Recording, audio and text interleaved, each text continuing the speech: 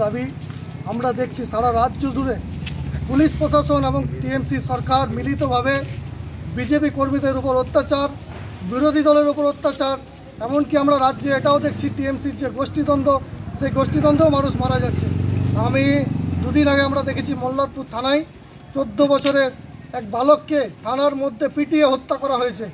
এবং তার একদিন আগেই নদিয়ার গয়েশপুরে আমাদের বিজেপি কর্মীকে গাছে ঝুলিয়ে দেওয়া হয়েছে। আমরা বিগত বছর থেকে দেখে আসছি 110 জন কর্মীকে হত্যা করা হয়েছে। এইভাবে যদি বাংলায় চলতে থাকে, বাংলার মাথা হেট হচ্ছে। বাংলার লজ্জা মমতা ব্যানার্জি এর বিরুদ্ধে কোনো স্টেপ নিচ্ছেন না।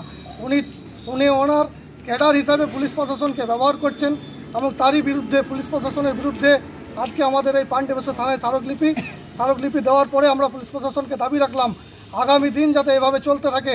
আমরা আরও বৃহত্তর আন্দোলনে যাব এবং পাণ্ডবেশ্বর নয় সারা পশ্চিমবাংলা জুড়ে তৃণমূলের যে সন্ত্রাস এবং পুলিশের যে সন্ত্রাস, সেই সন্ত্রাসকে আমরা দূরে সরিয়ে দিয়ে 2021-এ বিজেপি সরকার গঠন করব এবং তৃণমূলকে নবান্ন থেকে গঙ্গায় ছুঁড়ে ফেলে আমরা এখানে বিজেপির পতাকা তুলে পুলিশ প্রশাসনকে হুঁশিয়ারি দিয়ে রাখলাম আগামী দিন যাতে বিজেপির উপরে অত্যাচার কম হয়, সেই দাবি নিয়ে আজকে আমরা স্মারকলিপি দিলাম।